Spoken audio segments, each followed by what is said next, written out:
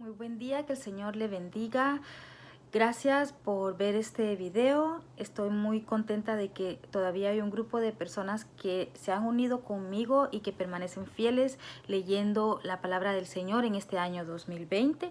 Así que ahora quiero hablarles un poquito de algo que se encuentra en el capítulo 11 en adelante, que es la plaga número 10, la muerte de los primogénitos. Para empezar, quiero leer unos versículos atrás en el capítulo 10, en el versículo 27.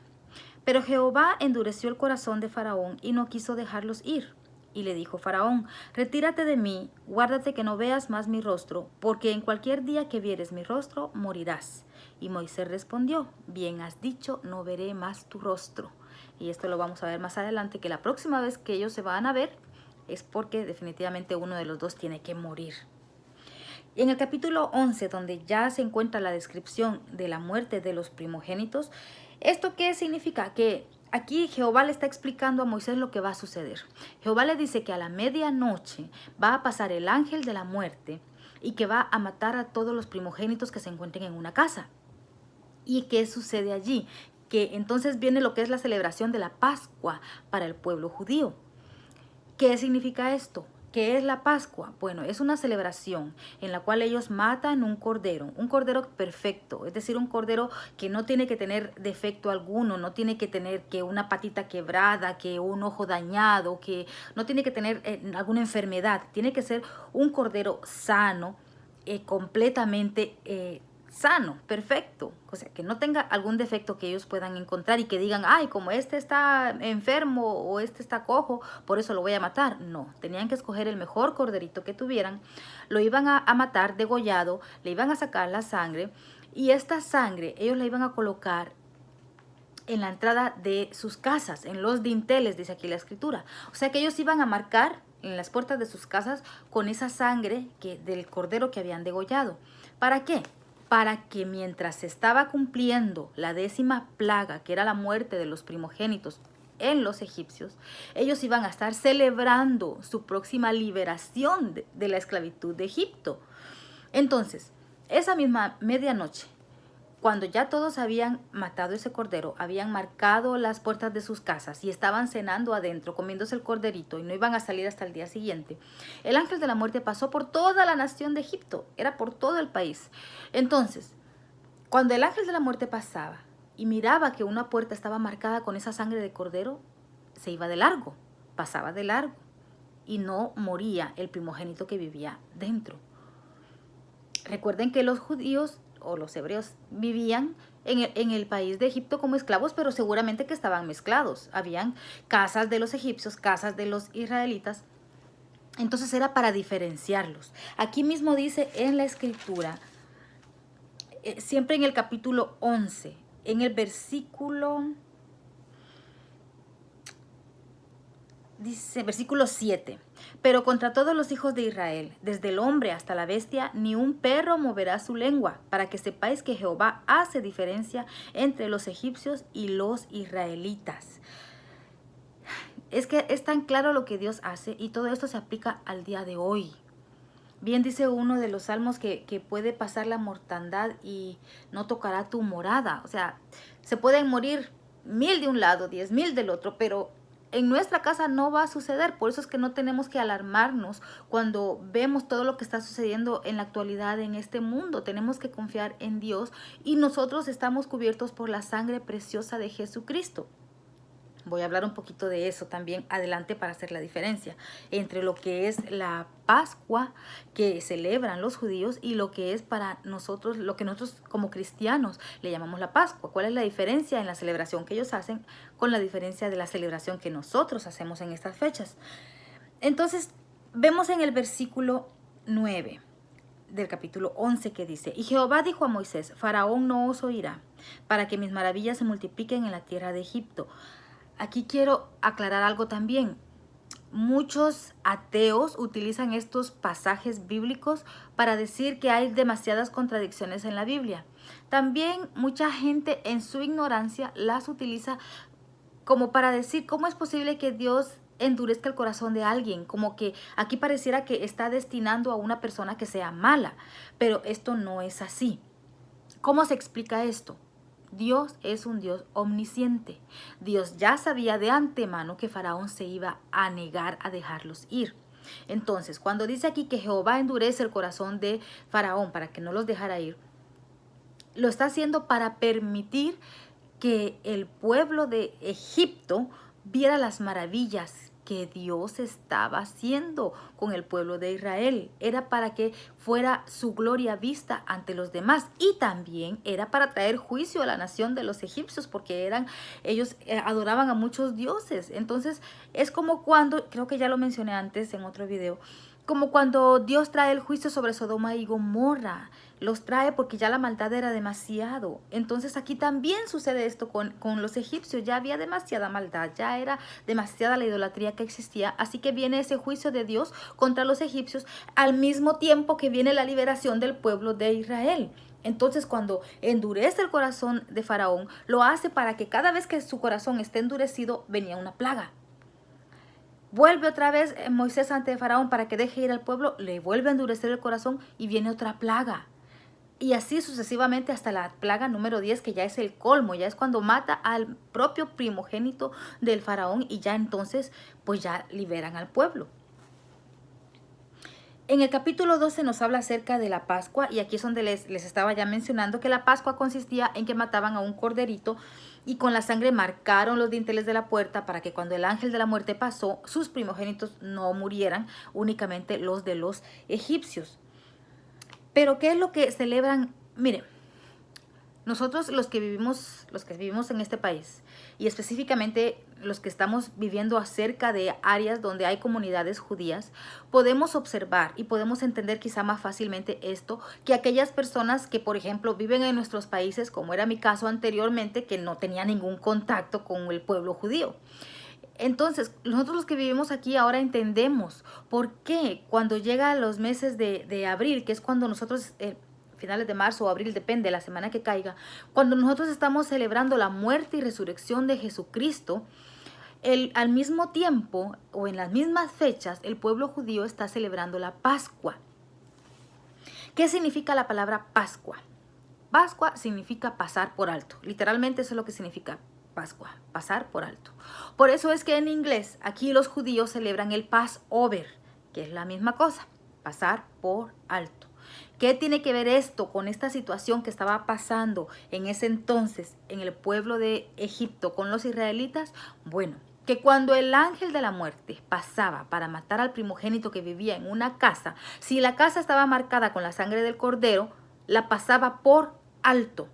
De allí la palabra Pascua, de allí la palabra en inglés Passover, pasar por alto. Entonces, ese simbolismo al día de hoy para los judíos, ellos lo siguen celebrando porque está escrito en el capítulo 12, en el versículo 14. Y este día os será en memoria. Aquí es Dios mismo el que está hablando. Y este día os será en memoria y lo celebraréis como fiesta solemne para Jehová durante vuestras generaciones. Por estatuto perpetuo lo celebraréis.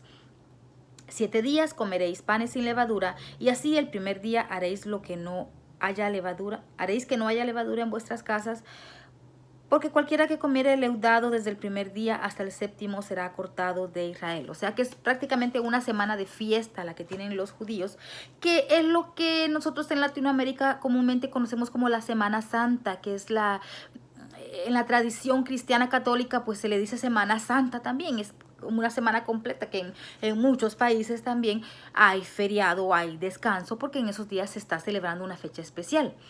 Pero para nosotros los cristianos, en el caso de los católicos, que hay mucha gente que así como yo venimos de un trasfondo católico, crecimos en la iglesia católica, entonces, ¿qué es lo que se celebra durante la Semana Santa? La pasión de Cristo, es lo que le llamamos. Recordamos la fecha en la que Jesús fue crucificado, murió y resucitó. O sea, para nosotros los cristianos la mayor celebración, la mayor victoria que estamos celebrando en esas fechas es que Jesucristo murió, pero que resucitó. Esa es la Pascua para nosotros los cristianos. Mientras que los judíos están celebrando esta fiesta recordando algo que sucedió siglos atrás cuando Dios los liberó de la esclavitud de Egipto, que coincide en la misma fecha. ¿Por qué lo celebran en la misma fecha que los cristianos? Bueno, vamos a adelantarnos cientos de años. En la misma fecha en la que Jesús fue crucificado, justamente cayó en la misma celebración de la Pascua de los israelitas. Todo pareciera como que, qué casualidad que para esa fecha. No, no es que haya sido casualidad. En la Biblia no hay casualidades, sino que el simbolismo que existe aquí es que mientras para los judíos ellos están celebrando que Dios los liberó de la esclavitud de Egipto, a través de la celebración con la muerte de un corderito y rociando la sangre del cordero, para nosotros en la actualidad, con la venida de Jesucristo, lo que estamos celebrando es que Dios nos liberó de la muerte que vino con el pecado. ¿Y esto por qué? Porque en el momento que yo acepto a Jesucristo como mi Señor y Salvador, estoy reconociendo que la sangre que Él derramó en la cruz del Calvario me ha limpiado de todos mis pecados. Él pagó el precio por mis pecados. Él se puso en mi lugar. Él tomó la muerte en lugar de la mía. Por eso es que ahora yo tengo vida eterna a través de Jesucristo, a través de la sangre que Él derramó en esa ocasión, en esa muerte tan cruel que Él tuvo en el Calvario. Por eso es que se dice que Jesús es el Cordero de Dios que quita el pecado del mundo. Jesús simboliza ese Cordero sin defecto que los judíos todavía al día de hoy siguen sacrificando. Jesús para nosotros es ese Cordero inmolado que Él mismo entregó su vida para salvar la mía.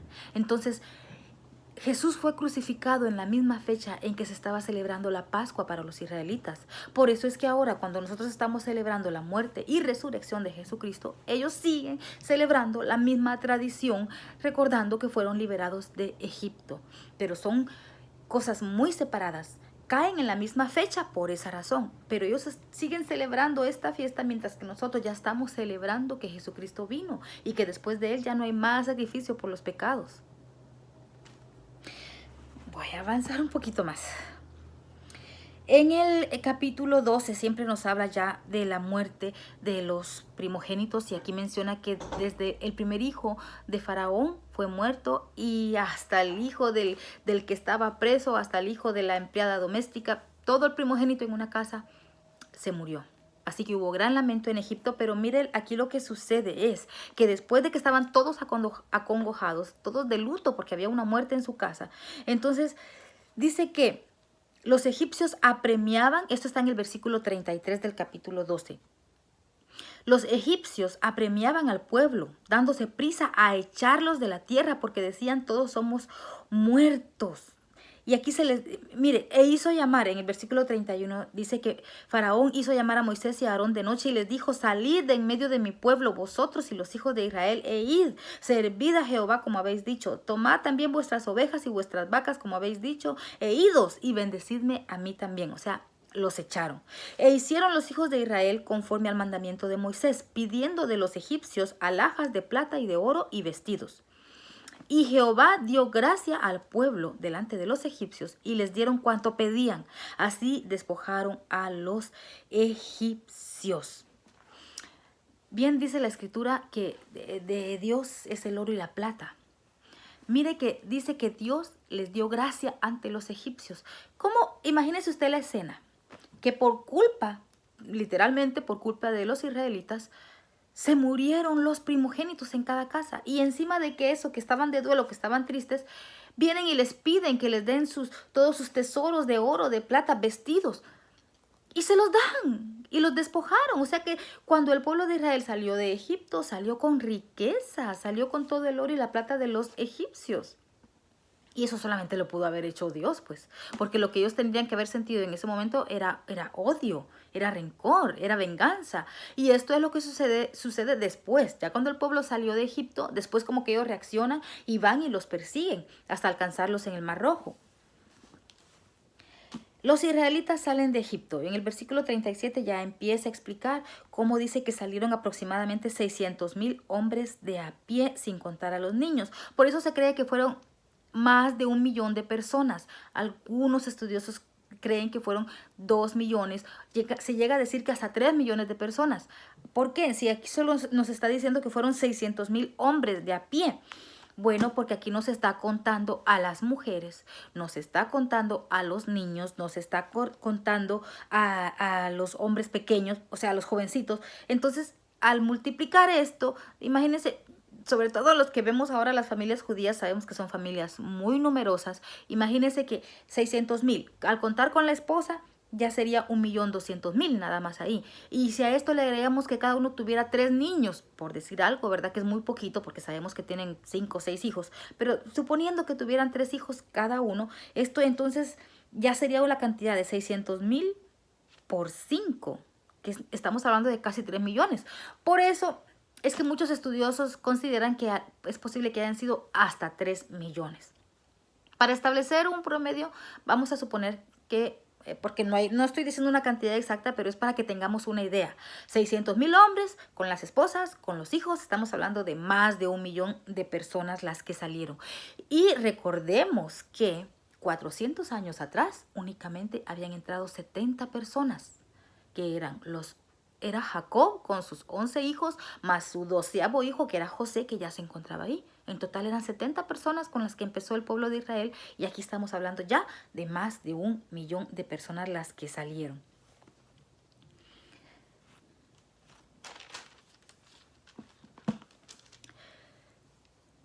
Dice, en el capítulo 13 habla de la consagración de los primogénitos. Jehová habló a Moisés diciendo: conságrame todo primogénito, cualquiera que abre matriz entre los hijos de Israel, así de los hombres como de los animales, mío es. De allí es donde nace esa cultura tan arraigada para los judíos de que el primogénito es el mayor y es el más importante, y hasta tenía doble herencia. Es algo que también se transmitió a nuestra cultura hispana, en la cual el primogénito tenía que ser varón. El primogénito era como que, había como que cierto orgullo especial en ser el primer hijo. También de aquí es donde viene la importancia de otras tradiciones, se puede decir, o leyes, como sería el diezmo, aunque es voluntario, porque por ejemplo el diezmo es la 10ª parte de todos los bienes que uno recibe, pero también es la primera parte. Cuando, por ejemplo, yo recibo mi sueldo y yo aparto el 10, lo primero que yo tengo que hacer es apartar ese 10%. De allí la importancia de la primogenitura. Lo primero siempre va a ser para Dios. Otro ejemplo sería las primicias. En algunas iglesias, yo recuerdo que en Guatemala, en la iglesia de mi hermano, en la cual es pastor, ellos celebran a principio de año, creo que es, la fiesta de las primicias. Porque en la iglesia en donde él pastorea, que es en Tecpan, Chimaltenango, todavía es un pueblo en su mayoría que todavía cultiva la tierra. La gente es agricultora. Entonces, ¿qué es lo que hacen? Que las primeras cosechas las llevan a la iglesia y la están dedicando para Dios. Eso es, en resumen, lo que nos quiere decir es que el primer lugar siempre tiene que ser para Dios. Lo primero siempre tiene que ser para Dios. La primera parte es siempre para Dios. La mejor parte debe ser para Dios. Si yo me levanto temprano, lo primero que tengo que hacer es orar, hablar con Dios. Todo lo que hagamos, en todo lo que hagamos, el primer lugar siempre tiene que ser para Dios. Es un concepto de lo primero, la primogenitura. De ahí viene esa palabra, primero, primogenitura, primer hijo. La columna de nube y de fuego. Quiero leer esta parte porque yo sé que es un pasaje muy conocido. Aquí ya estamos llegando a la parte en donde los israelitas cruzan el Mar Rojo. La columna de nube y de fuego. En el versículo 17 del capítulo 13 dice: luego que Faraón dejó ir al pueblo, Dios no los llevó por el camino de la tierra de los filisteos que estaban cerca, porque dijo Dios, para que no se arrepienta el pueblo cuando vea la guerra y se vuelva a Egipto. Mas hizo Dios que el pueblo rodease por el camino del desierto del Mar Rojo, y subieron los hijos de Israel de Egipto armados. Y subieron los hijos de Israel de Egipto armados. Tomó también consigo Moisés los huesos de José, el cual había juramentado a los hijos de Israel, diciendo: Dios ciertamente os visitará, y haréis subir mis huesos de aquí con vosotros. Aquí yo me quiero regresar rápidamente en el libro de Génesis. Mire cómo termina el libro de Génesis. Yo estoy segura que usted se recuerda. Génesis capítulo 50, versículo 24. Dice, y José dijo a sus hermanos, yo voy a morir, mas Dios ciertamente os visitará y os hará subir de esta tierra a la tierra que juró a Abraham, a Isaac y a Jacob. E hizo jurar José a los hijos de Israel diciendo, Dios ciertamente os visitará y haréis llevar de aquí mis huesos. Y murió José a la edad de 110 años y lo embalsamaron y fue puesto en un ataúd en Egipto. Esto sucedió aproximadamente 400 años atrás y vemos ahora que ya pasó todo ese tiempo que ellos cumplen con esa promesa que le hicieron a José, que llevan sus huesos. ¿Para qué? Para llevarlos y enterrarlos en la tierra prometida que era a donde iban a llegar.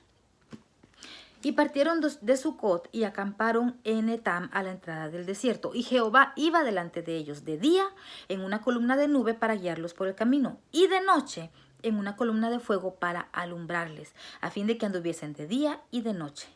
Y aquí la parte más importante, y con eso concluyo este video, nunca se apartó de delante del pueblo la columna de nube de día, ni la columna de noche de fuego. ¿Qué significaba esto? En el desierto, durante el día, hace mucho calor. Ese sol era agotador. Imagínense un pueblo caminando, no solamente los hombres, iban niños, iban mujeres, iban bebés, los animales también. Entonces durante el día dice que iba una columna de nubes que les servía de protección, de sombra mientras ellos avanzaban.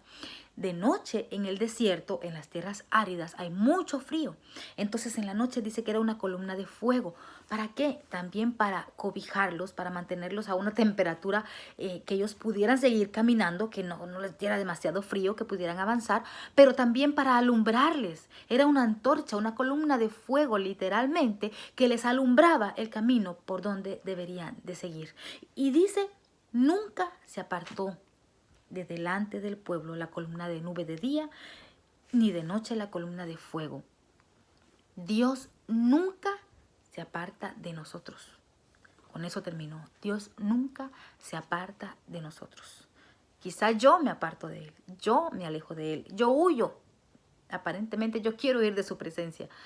Sin embargo, Dios siempre está allí, firme, cuidando de mí de día y de noche. Que el Señor les bendiga y nos vemos en un próximo video.